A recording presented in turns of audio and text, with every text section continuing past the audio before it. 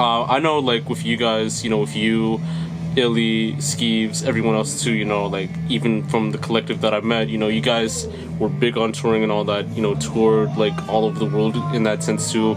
I had Skeeves back for the other interview back in March and all that, and he talked about touring, like, in, like, the US and, like, in Europe and all that. So with you, like, I know that you've opened up for, like, a lot of big acts, like Mocha and, like, Yellow Wolf, but to speak more on your touring in that sense too. So tell me more about, like, touring all over, like, the world in that sense, or like almost all over the world. And I don't know if you have any, like, crazy stories you'd like to tell about that.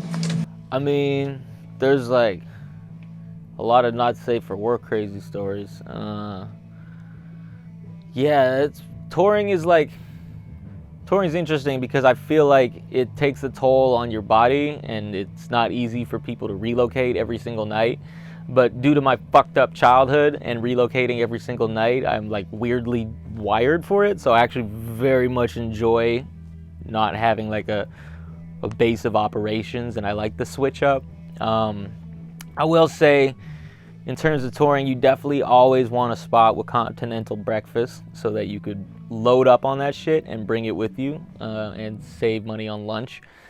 You definitely want to establish your per diem and make it something realistic. Yeah, in terms of like wild tour stories, there's crazy shit like, being at a boat party with like Jeru Damaja on the boat that like Dio invited, or like, meeting Rook from Justice League, who I like came up listening to his beats and shit. Things like over at New School Rules and stuff, where it's like you'll meet these like pillars of your industry and they're just chilling and having a smoke, and you get to freestyle for them, and you're like, is this real? Is this happening? And the next thing you know, you're in a golf cart with like some legends driving through the festival, and you're like, how did this happen? Back when I used to drink, I remember I got in the back of Wayhome and got drunk with Death from Above. That was interesting, although I was trying to link up with Chaos, but I don't think he's trying to chill.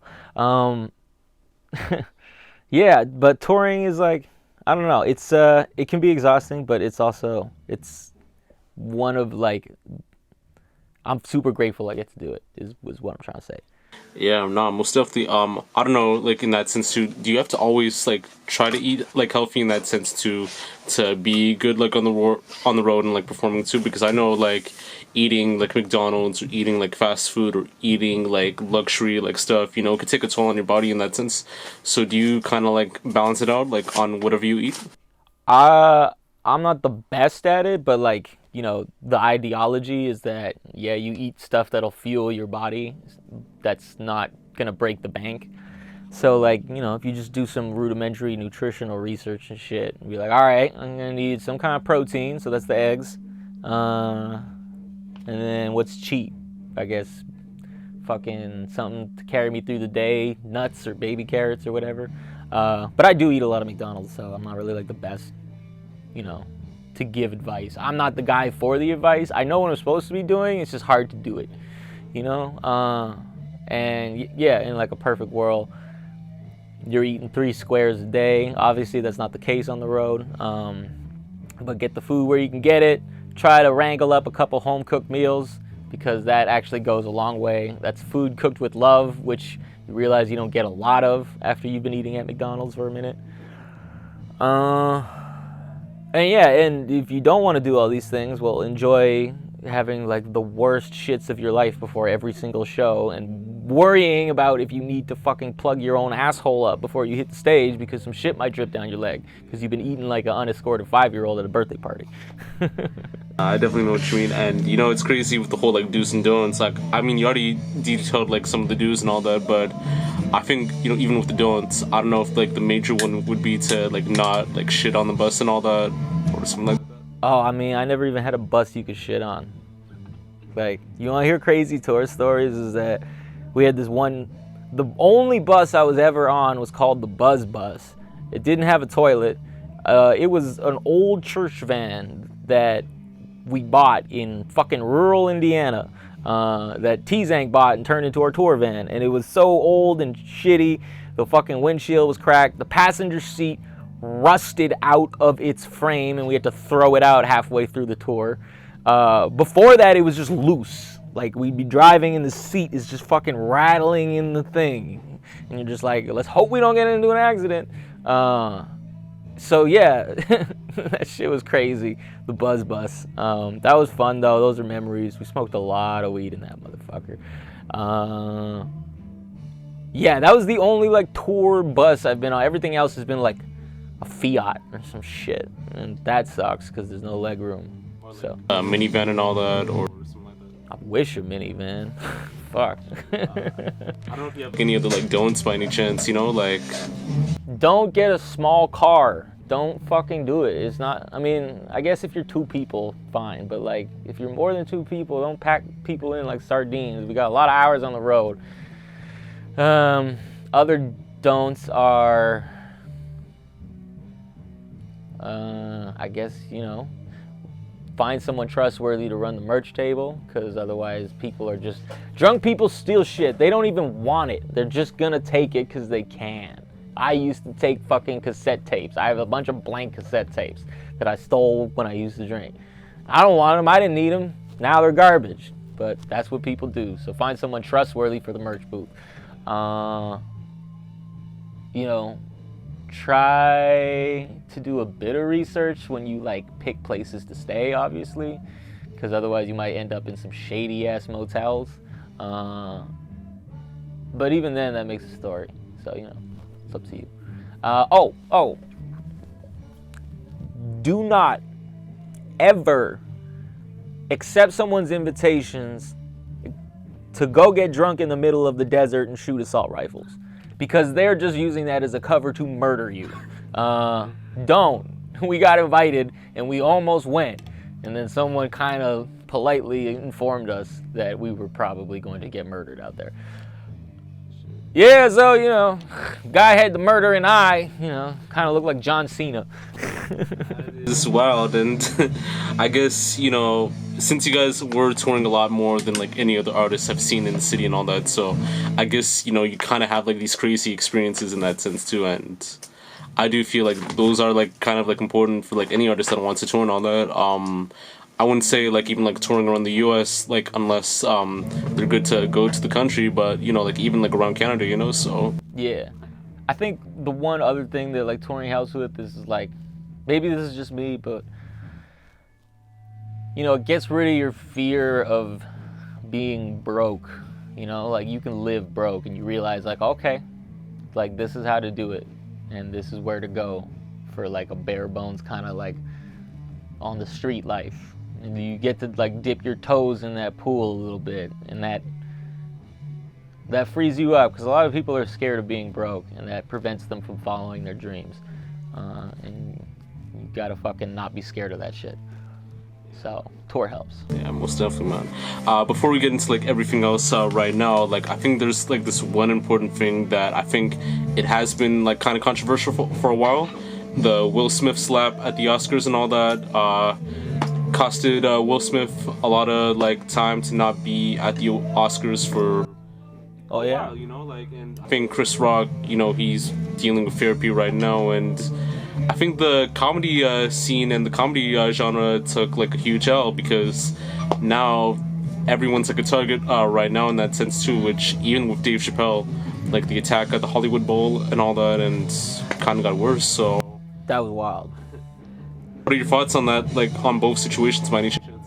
Well, I think like I side with like Charlemagne's perspective on the Will Smith thing, in terms of like it did look a lot like projected pain, angled outwardly, you know, and misdirected towards someone else entirely. It seemed like a straw that broke the camel's back moment.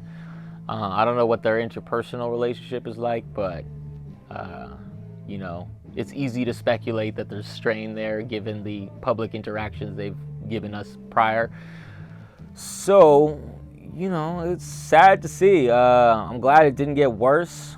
You know, it's funny that you framed it as the comedy world taking an L, because up until the Dave Chappelle shit went down, I would have said that it's actually a W, because it is like joke fodder 2000. It's like, there's a million and one things you can write about that slap, and it's fucking iconic. And it's just, you don't expect it coming from Will, right? Like the one rapper that doesn't swear, the guy who makes family movies, like, yeah.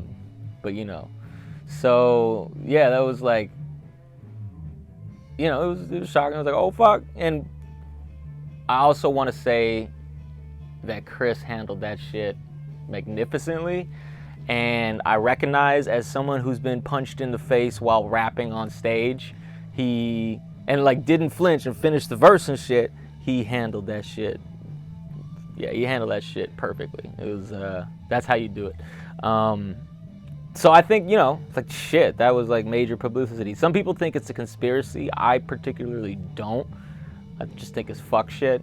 I think even just because you're in Hollywood and you're rich doesn't, you know, insulate you from shit you need to go through in therapy and all that.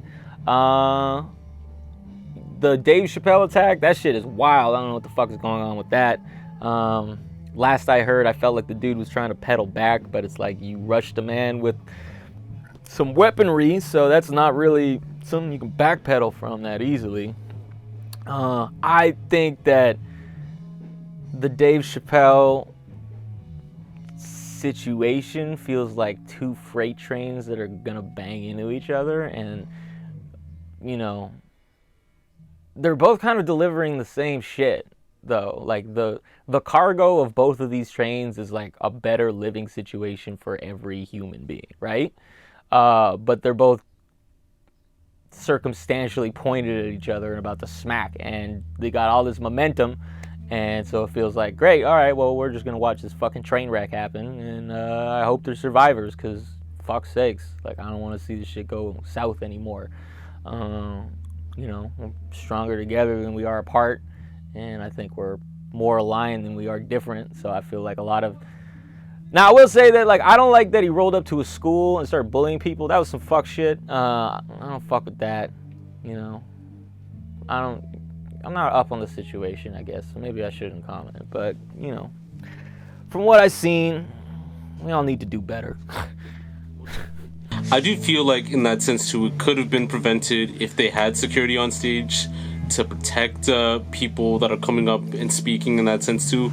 I do feel like that in some situations too, there should have been like a pre-check if Chris Rock would have said like some stuff going on too, to prevent Will from even going up to. And I do feel like, in that sense too, I think Will could have had like better logic in that sense too, if he knew that this is going to be like a public event, because, you know, at the end of the day, like, everyone lost in that sense too, you know? Yeah. Will can't even be at the Oscars for a good amount of years.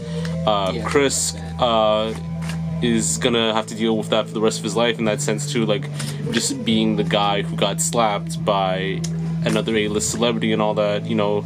Can I add something on to that? Actually, I felt doubly bad for Chris right when that happened, because I remember he did come out a couple years back saying that he had this like social learning disorder where it was difficult for him to calculate and anticipate people's reactions. You know, and so he's kind of got like that face blindness, right? Where it takes him that extra time to be like, all right, is this socially acceptable? So for Will Smith to just like walk up with a smile and then sucker slap him definitely is some like, that's getting analyzed in therapy right now, and that's a huge blip. So I do feel bad for him on that.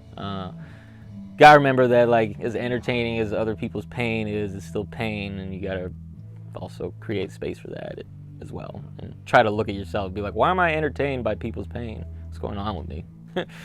Yeah. Stuff. I don't know if I could ask this in that sense too, but I don't know if you have like any comedian friends who were deeply like affected by it, like if they had to kind of like handle themselves like for a bit too, in that sense. No, I think like I said, like, it was fodder for most of the comedian friends I have. Like, they were on it in terms of like, this is material. I don't know if there was like a fear that there was going to be people storming the stages like that. I do think let's also have a conversation about security guards, because it feels like there's been a lot of mishaps at shows, and like people are getting stabbed backstage, people are getting trampled in the audience, people are fucking, I don't know, a lot of shit's happening. What's going on with the security? Are security guards okay? Are they? I mean, World, a lot of deaths happened because of security. Yeah. What else? Drake of the Ruler got stabbed at like going to work at like the festival and all that. Exactly. No security presence and all that. There's like a lot of like, you know, the Dimebag Daryl situation where he got killed just performing and all that, and you know. That's fucked up, right? And Live Nation was under some scrutiny, I think. So like, yeah, what's going on with that? Let's be real, like there's several very unhealthy facets in the music industry, and the live show industry has a lot of fucking bad eggs in that basket. And it makes you appreciate the good eggs, but let's be real, there's a lot of creepy show promoters out there. And so it's kind of like, yeah, that shit's gonna need a root canal at some point.